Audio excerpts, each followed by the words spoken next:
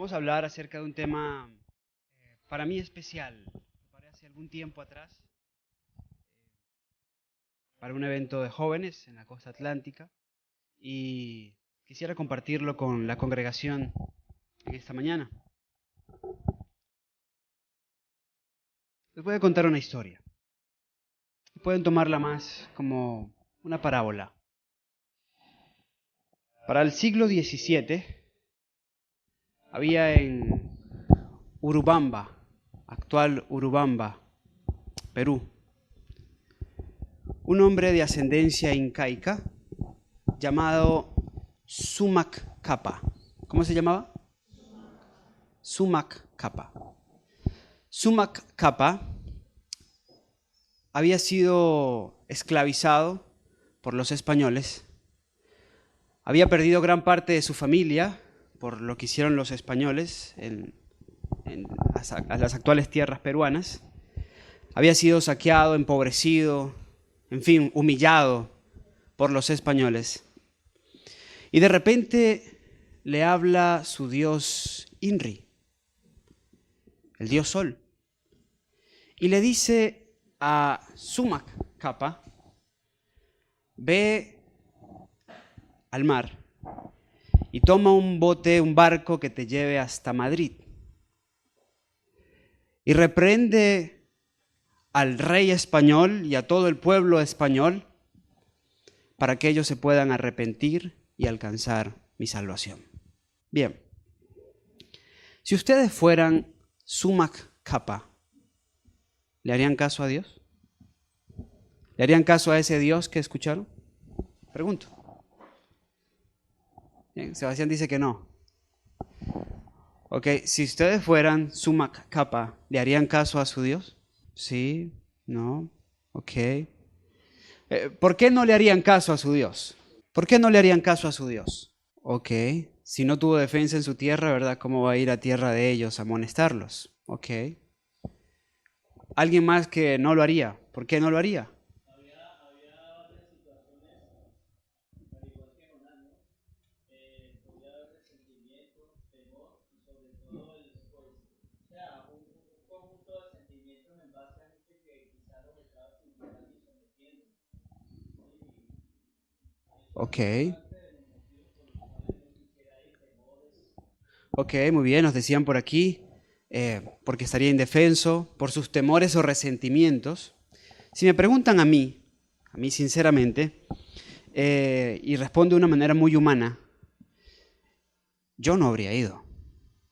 Y les voy a decir mi razón por qué no habría ido. Porque en medio de todo lo que vivió Sumak Kapa por los españoles, lo último que él quisiera humanamente es que quienes le causaron tanto sufrimiento a él, a su gente y a su familia, tengan perdón, salvación y paz. ¿Me hago entender? Sí, humanamente eso no es así. Así es. Bien, vamos a nuestro tema de esta mañana, huyendo del llamado.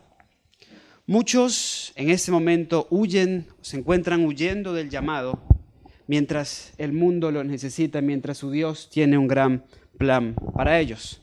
Como lo ventiló Fernando, este tema está basado en la experiencia de un hombre muy particular, Jonás.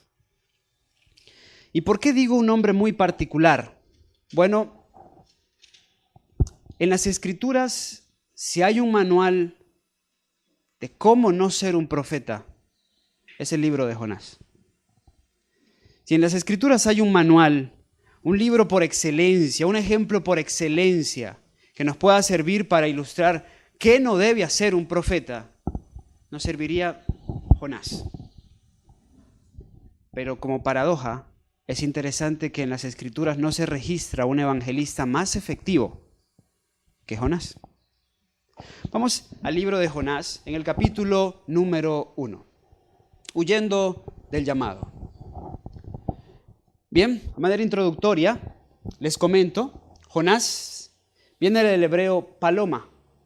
Es curioso, lo hemos analizado siempre con los chicos de la clase de hermenéutica. siempre el nombre del autor está asociado con mucho de lo que ocurre en el mensaje, de mucho de lo que se desarrolla en el mensaje del libro. El nombre del autor está íntimamente ligado. Daniel significa el Señor es mi juez. El libro de Daniel trata del juicio de Dios, ¿verdad? En el caso de Jonás significa paloma, y usted piensa en Jonás y usted no ve una mansa paloma, ¿verdad? Ve todo lo contrario, pero algo sí ve en la experiencia de Jonás. La influencia, la obra del Espíritu Santo constante en cualquier cosa que este siervo de Dios hiciera. Bien, Jonás nos dice el capítulo 1, versículo 1 del libro, y la palabra de Jehová vino a Jonás, y aquí hay algo biográfico, que era hijo de ¿quién? De Amitai. Jonás nos dice era hijo de Amitai. La historia de Jonás, cuestionada por muchos, por el tema especialmente de la ballena, pues hallamos certeza en cuanto a esa historia en función de lo dicho por el mismo Señor Jesús en Mateo 12, porque Él le da credibilidad a la historia de Jonás. Y por supuesto, si el Señor Jesús dijo es cierto, para nosotros también es cierto. Del profeta Jonás, como un detalle biográfico, se nos dice que era oriundo de Gad-Efer, que era una ciudad situada en los límites de Zabulón, a unos 4 kilómetros al noroeste del monte Tabor. Por cierto, el monte Tabor es el monte de la transfiguración, el monte donde Moisés y Elías se transfiguraron y Jesús se transfiguraron. Bien, Jonás era de Gad-Efer, que estaba en los límites de Zabulón, muy cerca del monte Tabor. Miren esta imagen. En esta imagen podemos apreciar, quienes logran apreciar, pues la distribución de las 10 tribus de Israel.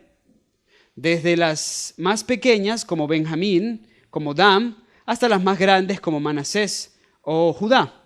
Vemos a Judá aquí al sur, Benjamín al sur, vemos a Dan, Efraín, Gad, Isaacar, Neftalí, Zabulón, vemos el mar de Galilea, o el lago de Genezaret, como también se le llamaba, vemos acá al sur el mar muerto.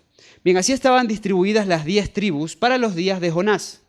Solo que para los días de Jonás ya no era un solo reino, sino que se encontraban divididos. Al sur, el reino meridional, cuya capital era Jerusalén, y al norte estaba el reino septentrional o reino de Israel, cuya capital era Samaria. Jonás era de la tribu de Zabulón. Aquí está Zabulón. Aquí está el monte Tabor. Es decir, Jonás era de este punto llamado Gad-Efer. Quiere decir que Jonás pertenecía a qué parte del reino. Al norte, también llamado reino septentrional o reino de Israel. El del sur se le llamaba reino de Judá.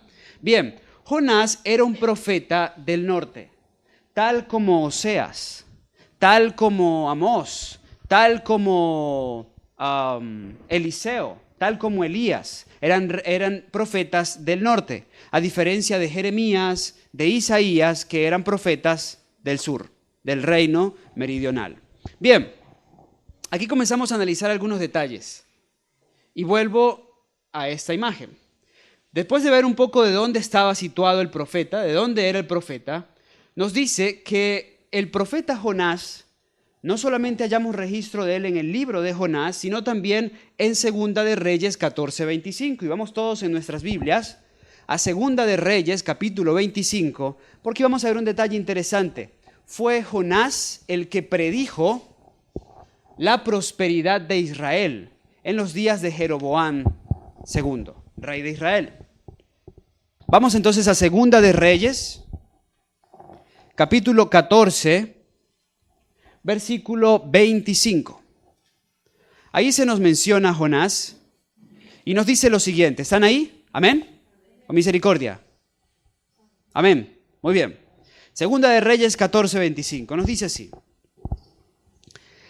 Él restituyó los términos de Israel desde la entrada de Amad hasta el mar de la llanura, conforme a la palabra de Jehová, Dios de Israel, la cual había él hablado por su siervo Jonás, hijo de Amitai, profeta que era de Gad-Hefer.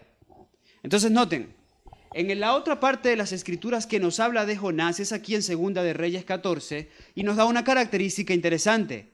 Dios ya había usado a Jonás. Lo de Nínive no fue su primer llamado, no. Ya él era profeta de Jehová y tenía una característica especial en sus mensajes. Dios siempre había usado a Jonás como un profeta de paz y prosperidad. Porque ¿qué profetizaba él para Israel? Paz y prosperidad. Lo vemos aquí con claridad, ¿verdad? Dice que Dios había restituido todos los términos de Israel, lo cual, como él había hablado a través de su siervo, Jonás, el hijo de Amitai, el mismo del libro de Jonás, que era de Gad-Hefer. Entonces, esa es una característica importante en cuanto a Jonás, el tipo de mensaje que él llevaba. Ahora bien, si vemos esto, aquí en este mapa, y está un poco más claro, podemos ver algo en cuanto a los dos grandes imperios que surgieron en los días de Jonás y después de Jonás. Lo que ustedes ven de naranja o con un color más claro fue lo que abarcó el imperio asirio. Si ven, aquí estaba Asiria y la capital de Asiria se llamaba Nínive, que era una ciudad que estaba muy cerca del río Tigris, ¿ok? Del río Tigris, porque la que estaba muy cerca del río Éufrates era Babilonia, ¿verdad? Que fue la que después se convirtió en el gran imperio, lo que está marcado y logró abarcar lo que está marcado con un color más oscuro. Miren, aquí entonces se encontraba Nínive y miren de dónde era Jonás. ¿Lo pueden ver? Esa era la diferencia. Ahora, para los días de Jonás, el gran imperio no era Babilonia. De hecho, los babilonios eran vasallos de los asirios. El gran imperio cruel, según dicen aún, era el imperio asirio. ¿Ok? Eran déspotas. Nos dicen aún que olían la sangre y amaban la sangre y el derramamiento de sangre.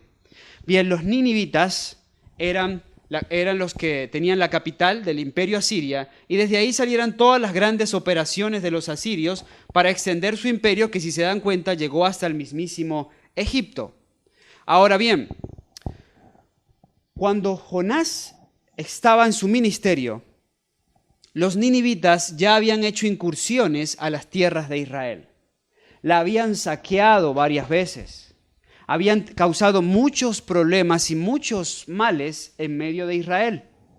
Y Jonás sabía por Dios que los ninivitas serían instrumentos para castigar al pueblo penitente del norte de Palestina, es decir, el reino de Israel.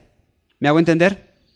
Así que cuando Dios le habla a Jonás y le dice a Jonás que vaya, que se levante y vaya a Nínive, pues Jonás, como summa capa, ¿se acuerdan?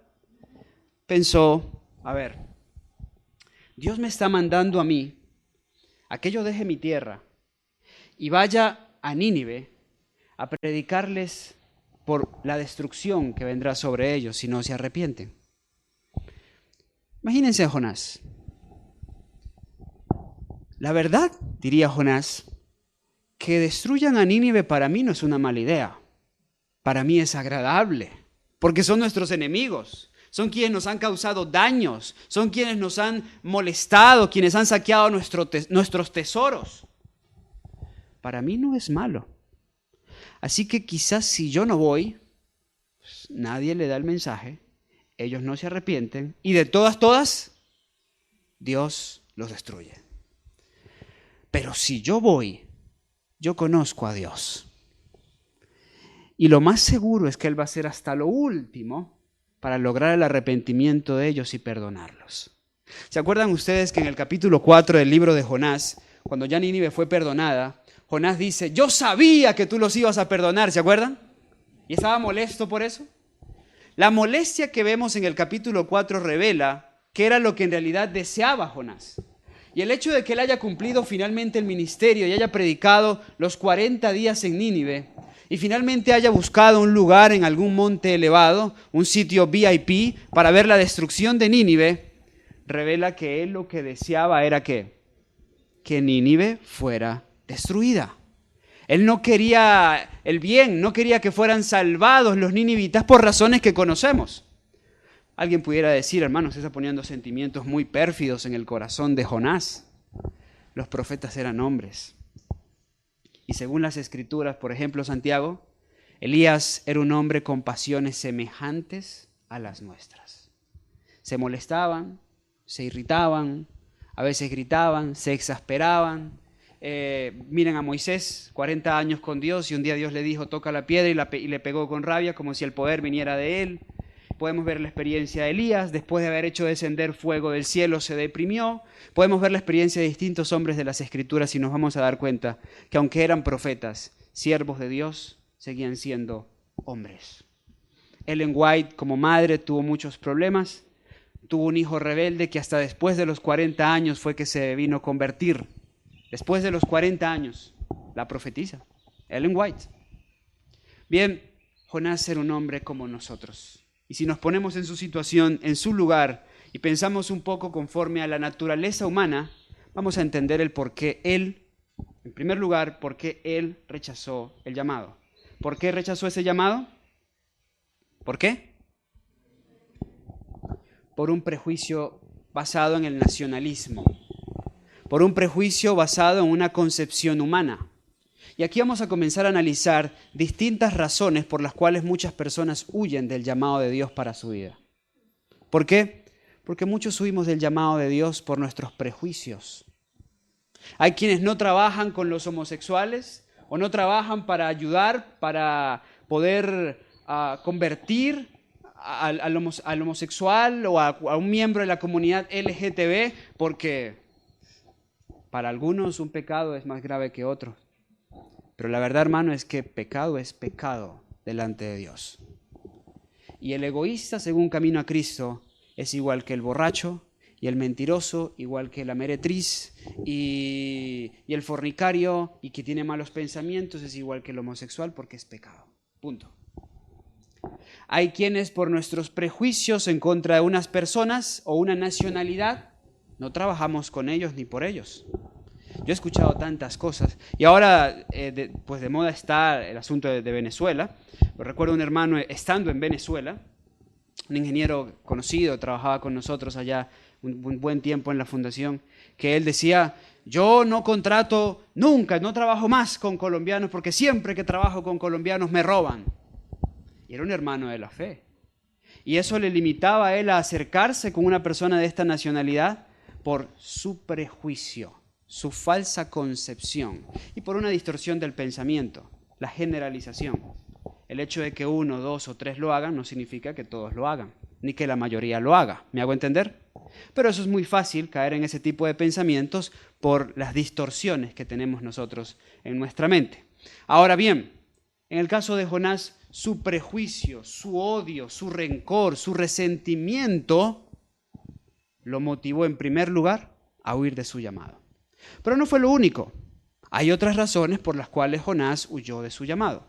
Vimos en 2 de Reyes 14 que Jonás era un profeta que solía anunciar prosperidad. ¿Lo vimos? ¿Se acuerdan?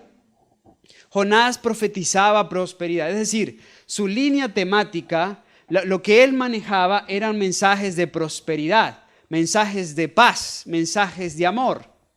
Pero de repente llega el Señor y le dice, oye Jonás, ve a Nínive y anuncia la destrucción. Dios lo estaba sacando ¿de qué? ¿De qué lo estaba sacando Dios? De su zona de confort. Pero ya va Dios, o sea, yo Jonás, hijo de Amitai, yo predico es prosperidad, que la gente va a recuperar sus tierras, que el reino será otra vez grande, que creceremos en riquezas, que tú nos amas. Ese es mi mensaje, Dios. ¿Y tú me estás mandando a predicar destrucción? No, eso debe ser con Oseas. No, eso debe ser con Miqueas, ¿ok? Eso debe ser con alguno de ellos, pero conmigo no es, Señor. No, Jonás, eres tú.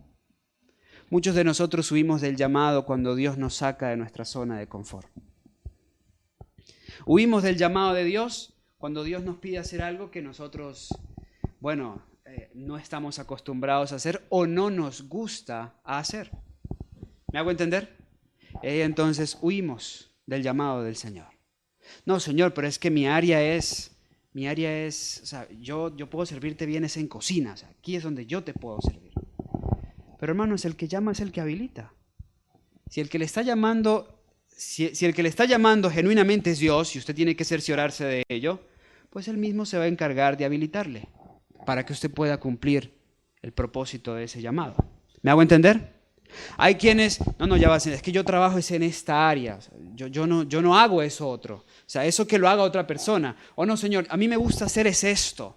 Y ahí se une otro elemento muy propio de la naturaleza humana. El Ministerio de Curación nos dice en el penúltimo capítulo un llamado a un servicio superior. Nos dice que debemos rehuirle a la tendencia humana de querer hacer siempre lo más fácil. ¿A qué debemos rehuirle? A la tendencia humana de querer hacer siempre lo más fácil. Y es que miren el otro problema de Jonás. Para los días de Jonás, ningún mensajero de Dios había salido de las fronteras del pueblo de Israel, bien sea norte o sur. ¿Me hago entender? Jonás, no sé si lo sabían, es el primer profeta que trascendió de las fronteras, que pasó las fronteras para ir a una ciudad, para ir a un país ajeno a Israel. Todo cambio suele ser traumático. Así que Jonás fuera el primero en salir de las fronteras del pueblo de Israel, después de que Israel había sido establecido como nación, para ir a Nínive, eso no era cómodo. Era más fácil ir a Samaria a reprender. Era más fácil ir a Galilea a reprender. Era más fácil ir a Jerusalén a reprender. Pero encima que me mandas a reprender, que me sacas de mi zona de confort, me estás pidiendo que haga un viaje largo a Nínive. Y aquí viene la otra razón por la cual Jonás huyó de su llamado, como se dijo a una de las preguntas que hice. Jonás también tenía temor. Así que al prejuicio, a la tendencia humana de querer hacer siempre lo más fácil, lo que es acorde a nuestra zona de confort, se une el hecho de que Jonás tenía temor, y quizás humanamente un temor justificado. Leemos la declaración de la mensajera del Señor en Profetas y Reyes, página 198. Dice así, párrafos 1 y 2. Entre las ciudades del mundo antiguo, mientras Israel estaba como dividido, una de las mayores era Nínive, capital del reino asirio, fundada en la orilla fértil del Tigris, poco después de la dispersión iniciada en la Torre de Babel. Había florecido a través de los siglos hasta llegar a ser ciudad sobremanera grande de 3 días de camino. En el tiempo de su prosperidad, Nínive era un centro de crímenes e impiedad. ¿Qué era Nínive? Un centro de crímenes e impiedad. Así que aquí hay otro elemento por el cual Jonás huyó del llamado. Tuvo temor por las cosas que había en Nínive. Pero si había temor, por un lado, cuando por otro lado estaba el llamado de Dios, quiere decir que Jonás tenía un profundo problema ¿de qué? De fe. De fe. Porque le costaba creer que aquel que lo estaba llamando, el Dios Todopoderoso, el Creador del cielo y la tierra, le podía proteger y salvaguardar aún en medio de una de las ciudades más peligrosas del mundo. La inspiración la ha caracterizado como ciudad de sangres, llena de mentiras y de rapiña, y cita Nahum 3:1. En lenguaje figurativo, el profeta Nahum comparó a los ninivitas con un león cruel y devorador, al que preguntó, ¿sobre quién no pasó continuamente tu malicia? O sea que Nínive era una ciudad ¿cómo? Terrible, era una ciudad realmente violenta. Y todo esto tenemos que considerarlo para poder pensar en el por qué Jonás huyó de su llamado. Entonces, recapitulamos. ¿Por qué Jonás huyó de su llamado hasta aquí? 1. ¿Por qué? Por los prejuicios, ¿verdad? Especialmente ligados al nacionalismo. ¿Ok? Especialmente ligados al nacionalismo. ¿Qué más?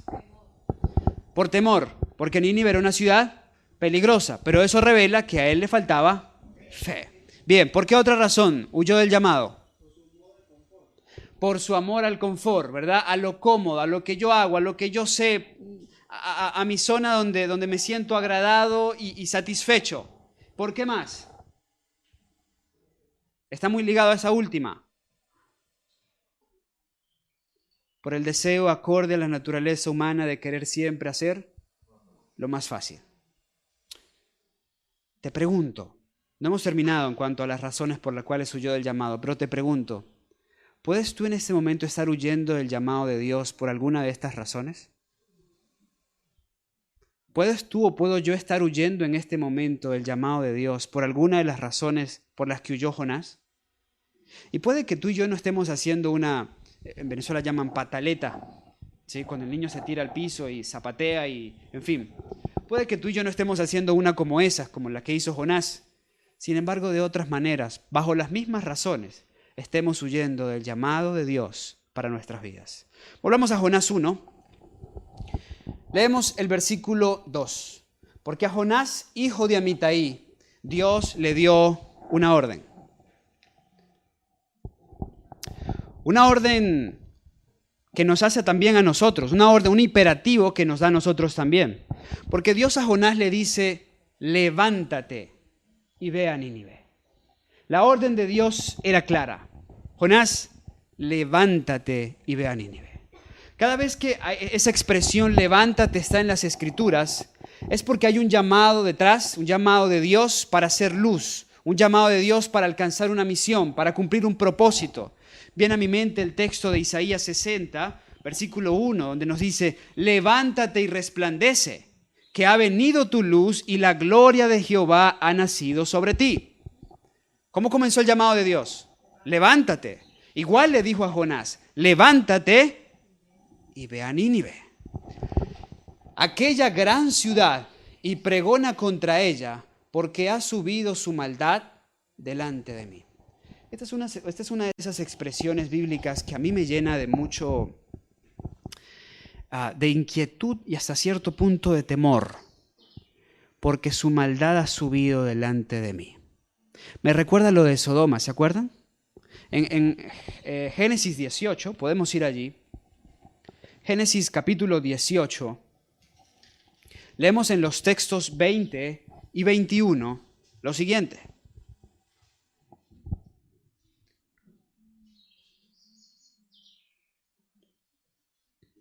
Génesis 18, versículos 20 y 21. Entonces Jehová le dijo, por cuanto el clamor de Sodoma y Gomorra se aumenta más y más, y el pecado de ellos se ha agravado en extremo, descenderé ahora y veré si han consumado su obra según el clamor que ha venido hasta mí, y si no, lo sabré. Noten, algo muy parecido a lo dicho de Nínive. Al parecer, lo que ocurre en las ciudades, lo que sucede en estas grandes ciudades, aún y sobre todo en el tiempo presente, llega a ser tan tóxico, tan nocivo, llega a tener un olor tan desagradable delante de Dios, que a su presencia sube las maldades de estas ciudades. Lo dijo en el marco de Nínive, lo dijo en el marco de Sodoma y Gomorra. Por cierto, en Apocalipsis 18:5 lo dice de Babilonia. Y yo me atrevo a creer que hoy por hoy lo debe estar diciendo de muchas de las grandes ciudades de este mundo. Ciudades predominadas por la promiscuidad, por la inmoralidad, por la mentira, por el asesinato, por el hurto, por la maldad, en fin. Tales como Sodoma y Gomorra, tales como Nínive en su momento, y por supuesto, como un fiel símbolo de lo que es hoy Babilonia. ¿Por qué digo que me llena de temor? Porque para mí, sin duda, estas ciudades, su maldad está delante de Dios, y en cualquier momento, conforme su palabra, descenderán sus juicios sobre ellas. Descenderán sus juicios sobre ellas. Dios llama a Jonás y le dice, Jonás, levántate. Y bien, el versículo 3 de Jonás 1 nos dice que Jonás se levantó. Él fue obediente hasta ahí. Porque normalmente los que huyen del llamado son obedientes a una parte del llamado, pero rechazan la parte principal del llamado. Porque nos dice, versículo 3 de Jonás 1, y Jonás se levantó. Dios le dijo, levántate, ¿verdad? ¿Y él qué hizo? Se levantó. Obedeció esa parte del llamado, pero no todo el llamado.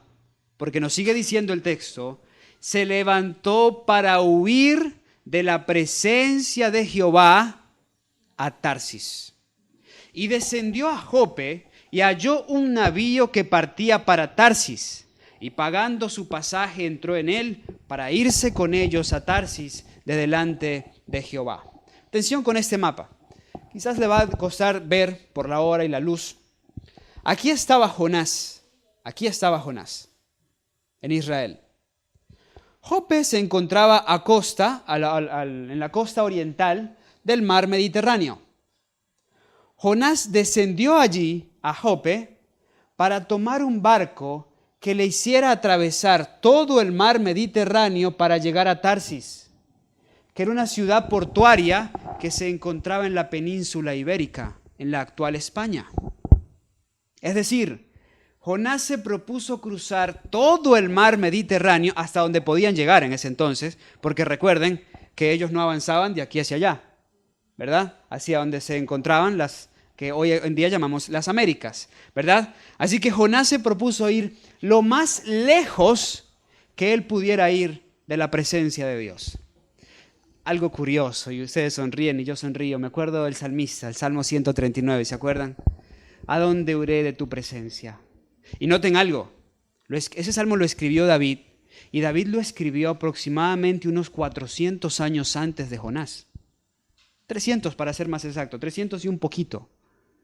Jonás sabía el Salmo 139. Y el Salmo 139 dice, ¿a dónde oiré de tu presencia? ¿O a dónde me iré de tu espíritu? Si subiera a los cielos, allí estás. Y si en el Seol hiciere mi lecho, he aquí, allí tú estás. Si tomare las alas del alba y habitar en el extremo del mar, aún allí me guiará tu mano y tu diestra me asirá. Noten que David ya lo había dicho. David había dicho exactamente lo de Jonás. O sea, si yo volara y partiera de Israel y me fuere al extremo del mar, aún allí tú me ayudarás. Aún allí tú me encontrarás. Aún allí no es seguro para esconderme de ti. No nos podemos esconder de Dios. Jonás es parte de la ingenuidad del que quiere huir del llamado de Dios. Dios nos ama tanto, y su pensamiento hacia nosotros, como dice Jeremías, es un pensamiento de paz y de bien, que hace lo que tenga que hacer, para preservarte un lugar en su viña. Agota hasta el último recurso, hasta el punto donde donde Dios dice, bueno, ya no puedo hacer más por ti, ya has pecado contra el Espíritu Santo. Pero no sé si ustedes perciben esto de Dios.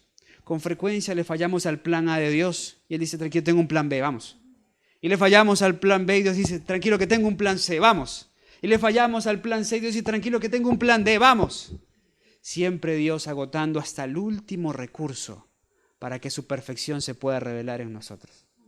Vean lo ingenuo de quienes huyen de Dios, de quienes huyen del llamado de Dios.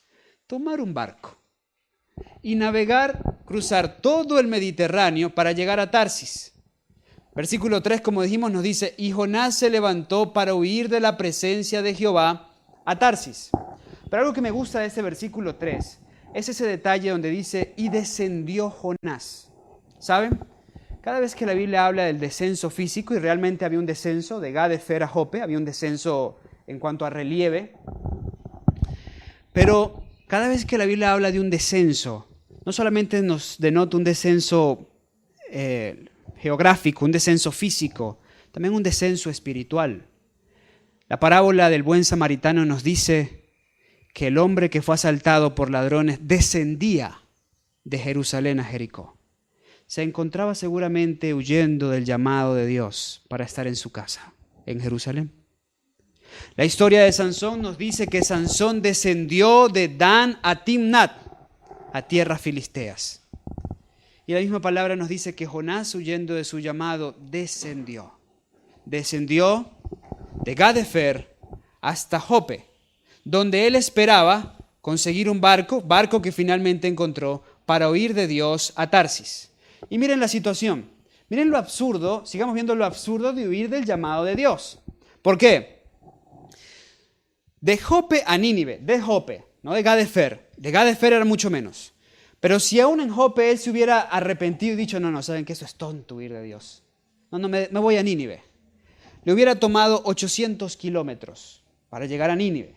Le hubiera tomado menos si partía de Gadefer, donde recibió el llamado.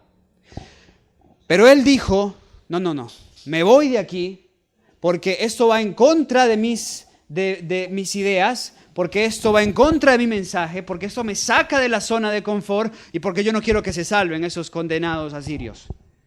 Así que tomó un barco en Jope con la esperanza de navegar 3.000 kilómetros para llegar a Tarsis. Huyendo del llamado de Dios, hacemos tantas locuras como estas. Cambiar un viaje de 800 kilómetros por uno de 3.000 kilómetros. ¿Ven lo ingenuo y lo tonto de huir del llamado de Dios? Ahora, hay un punto más en cuanto, y para mí es la razón más importante para huir del llamado de Dios. Tarsis era una ciudad portuaria, es decir, una ciudad que tenía un puerto. Toda ciudad con puerto, aún hoy, son ciudades muy, pero muy corruptas.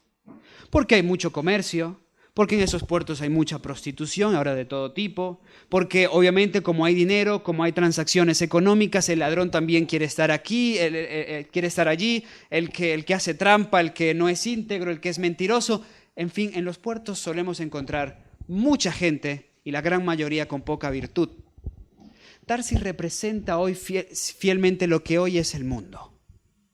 Riquezas, promiscuidad, prostitución y a la larga sufrimiento. La gran mayoría huye del llamado de Dios, creyendo que en Tarsis, creyendo que en el mundo encontrarán satisfacción, encontrarán paz, encontrarán prosperidad. ¿Y qué es lo único que encuentran a la larga? Sufrimiento, pena y dolor. Por lo general, un principio, cuando alguien huye del llamado de Dios, al principio pareciera que tomó la mejor decisión. Y se los ilustro. Cuando Dios le predicó al mundo antediluviano a través de Noé y los siervos que le acompañaron, 120 años, curioso. Dios le habló al hombre, a los antediluvianos 120 años, seres que razonaban como ningún otro hasta hoy. Pero de ellos solo entraron 8 al arca.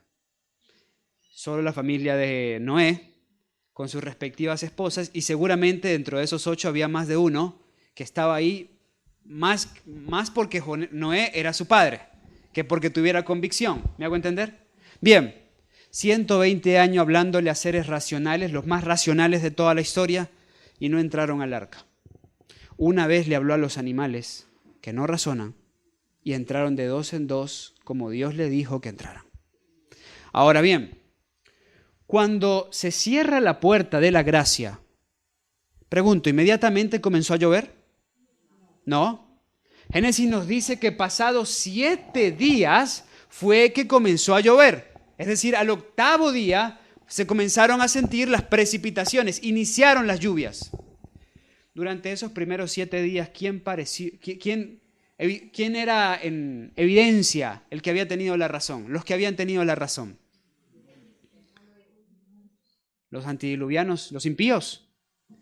Y nos dice la mensajera de Dios que se fueron al arca y se burlaban de Noé.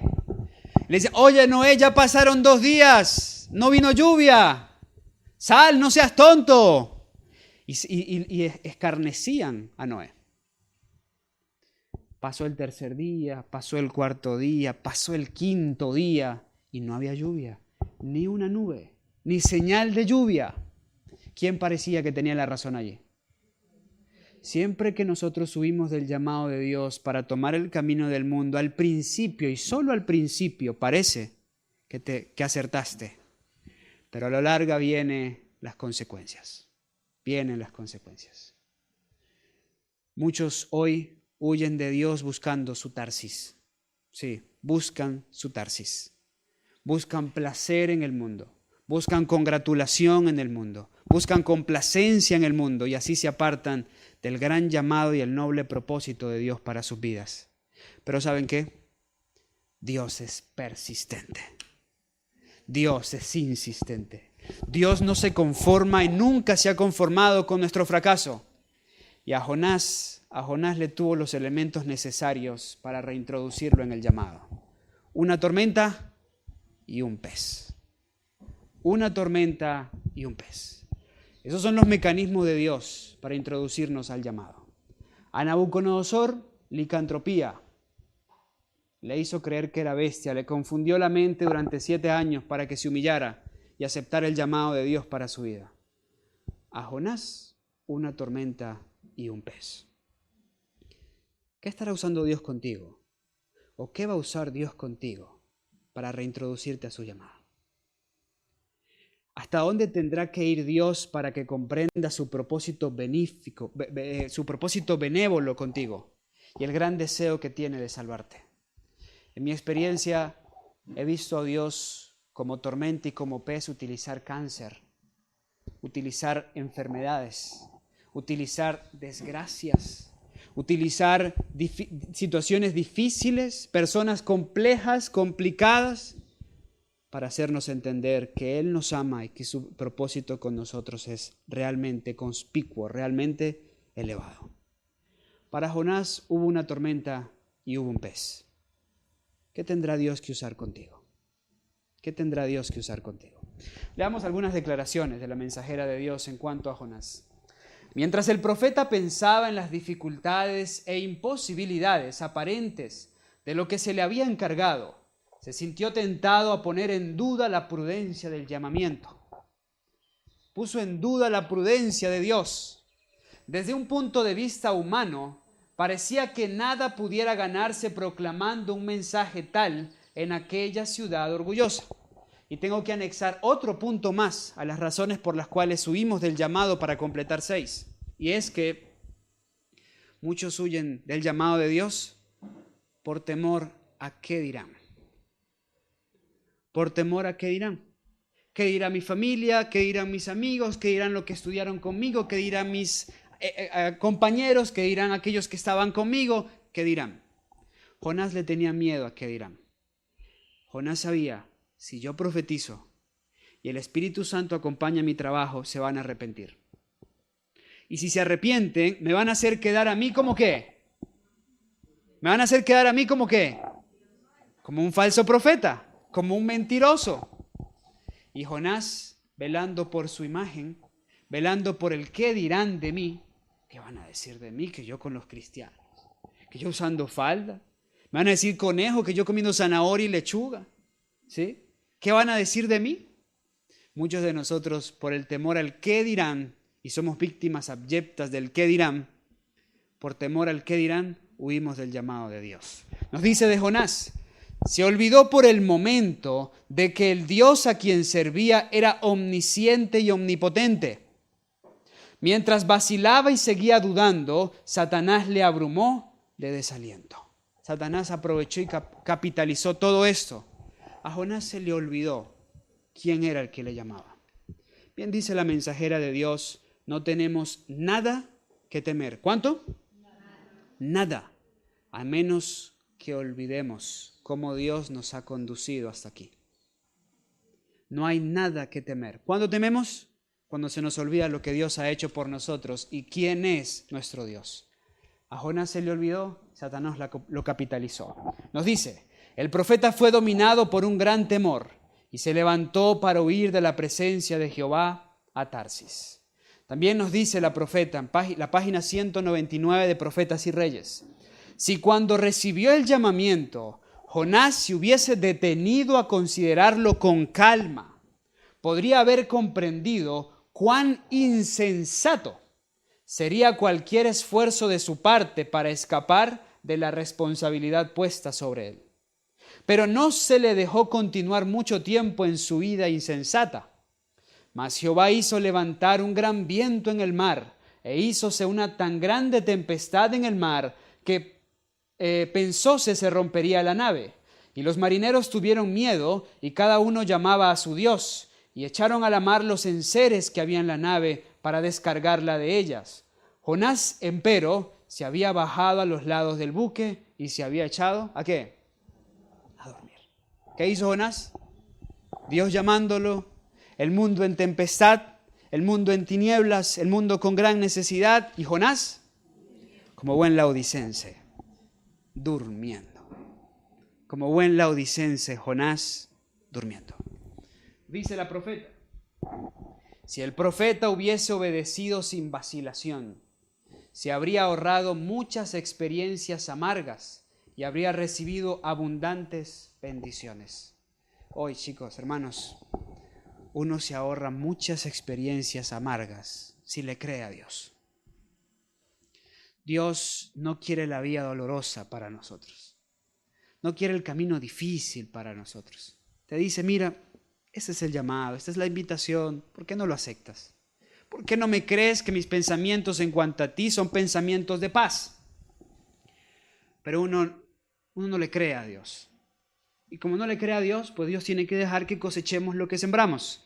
Y entonces cosechamos frutos amargos. Jonás tuvo que pasar por una amarga experiencia, y vaya que es amarga experiencia. ¿Saben? Si hay una cosa que genera temor, ¿saben qué es? El mar. Un mar en tempestad. La oscuridad casi siniestra que se ve en el mar adentro, cuando tú no ves el fondo, eso es ser tragado por una ballena y estar allí en el vientre de un pez. ¡Wow! Amarga experiencia. ¿Qué hizo Dios? Sin duda un milagro para protegerlo de los jugos gástricos de la ballena, para que la ballena solo abriera su boca y no masticara. ¿Qué hizo Dios? Bueno, es Dios, no lo puedo cuestionar. Pero las experiencias de Jonás fueron amargas. Y como Jonás vivía una experiencia laodicense que causa náuseas, pues experimentó el vómito. Y así fue como salió del vientre de la ballena, a través de un vómito. ¿Experiencias amargas? Experiencias amargas que se ganan todos aquellos que insensatamente huyen del llamado de un Dios del cual no nos podemos esconder. Sigue diciendo, sin embargo, el Señor no abandonó a Jonás en su hora de desesperación. Mediante una serie de pruebas y providencias extrañas, debía revivir la confianza del profeta en Dios y su poder infinito para salvar. ¿Saben qué es lo hermoso de esto? Que en medio de nuestros constantes fracasos, Dios es Dios. Es el mismo ayer, es el mismo hoy y es el mismo por la eternidad. Y sigue trabajando con nosotros con paciencia, con la paciencia del alfarero. Y le echamos a perder la obra y él dice, empecemos otra vez. Y renegamos del horno que es necesario y empecemos otra vez. Y ahí está Dios trabajando con paciencia con nosotros, solo esperando que nosotros no escapemos siempre del llamado que Él tiene para nosotros. Hay una declaración en el libro de Jonás. Hay una declaración en el libro de Jonás, en el capítulo 1, y versículo 6. Y lo hizo un pagano. Sí, porque lo hizo el maestre del barco. Se lo hizo a Jonás, el cristiano, el creyente. Como una reprensión para nosotros, porque hoy los paganos nos reprenden a los creyentes. Y nos preguntan por qué dormimos, cuando deberíamos estar despiertos, firmes, leales a Dios. Nos dice Jonás capítulo 1, versículo 6. Y el maestre de la nave vino a él y le dijo, ¿qué le dijo? ¿Qué tienes, dormilón? Levántate y clama a Dios, quizás Dios tendrá compasión de nosotros y no pereceremos. Volvió a recibir la misma orden que Dios le había dado. Levántate, deja de dormir. No es tiempo para dormir espiritualmente. No es tiempo para estar cavilando entre dos pensamientos. Es tiempo de clamar a Dios. Es tiempo de buscar su justicia y su misericordia para que no perezcamos. Las palabras del Maestre trascienden hasta hoy y vienen a nosotros y nos dicen, levántate, dormilón. No es tiempo de seguir durmiendo mientras el mundo perece en la gran tormenta, mientras el mundo perece en la gran oscuridad. Es tiempo de estar despiertos, clamando a Dios y apelando a su justicia y a su misericordia para experimentar su salvación. Última declaración. Profetas y Reyes, página 204, párrafo 3. Dice así: esto constituye una lección para los mensajeros que Dios envía hoy. Cuando las ciudades de las naciones necesitan tan ciertamente conocer los atributos y propósitos del verdadero Dios como los ninivitas de antaño. Los embajadores de Cristo han de señalar a los hombres el mundo más noble que se ha perdido mayormente de vista. Según la enseñanza de las Sagradas Escrituras, la única ciudad que subsistirá es aquella cuyo artífice y constructor es Dios. Noten lo que está diciendo la profeta. Esto constituye una lección para los Jonás de hoy. Olvídense del nacionalismo tonto. Su nación, su ciudad debe ser la Nueva Jerusalén. Su presidente, Jesús de Nazaret, y su rey, el Dios eterno. Olvídense de eso. Enfóquense en lo que tienen que estar enfocados. Y en vez de estar invirtiendo tiempo y recursos inagotables, de una manera inagotable, al mundo, dedíquenle tiempo, recursos, esfuerzos a Dios, para que acumulen ceros y números en el banco del cielo. Nos dice, con el ojo de la fe, el hombre puede contemplar el umbral del cielo, inundado por la gloria del Dios viviente. Mediante sus siervos, el Señor Jesús invita a los hombres a luchar con ambición como santificada para obtener la herencia inmortal. Les insta a hacerse tesoros junto al trono de Dios. Y ese es el gran llamado de Dios para nosotros hoy. Es hora de trabajar. Hay que hacer a un lado esas cosas que nos separan del gran llamado de Dios para nosotros. Repito, prejuicios, el deseo a la comodidad, el no querer salir de nuestra zona de confort. ¿Sí? ¿Qué otro recuerdan? El temor, el deseo del mundo. ¿Y qué más? Y el temor al qué dirán. ¿Puedes tú estar huyendo del llamado de Dios por alguna de estas cosas? ¿Te has resistido al trabajo del Espíritu Santo por alguna de estas cosas tal como Jonás? Si es así, no hay diferencia entre Jonás y tú. No hay diferencia entre Jonás y tú. Y sigues necesitando el mismo trabajo paciente y misericordioso del Dios eterno. Huir de Dios es una insensatez. No lo hagas. Evítate los amargos tragos y las amargas experiencias. Toma el camino señalado por Dios y experimentarás su gloria. Cuando Jonás aceptó el llamado, a pesar de que había muchas cosas en su corazón, aún no santificadas, los resultados fueron hermosos. Una ciudad entera se convirtió. Eso no se vio ni siquiera en el ministerio de Jesús. Eso no se vio en el ministerio de Pablo. Eso no se vio en el ministerio de Pedro. Se vio en el ministerio de Jonás. Y vaya qué ciudad. La ciudad entera, incluyendo su rey, animales, mujeres y niños, se convirtieron al Dios Todopoderoso. Porque esa ecuación es infalible. Nuestra voluntad, unida a la voluntad del Dios Todopoderoso, nos convierte en omnipotentes. Y ese es el llamado. ¿Quieres tú ser omnipotente? ¿Quieres tener la potencia de Dios? Es tiempo de dejar de huir de Dios y aceptar su plenitud para nuestras vidas. Que Dios les bendiga.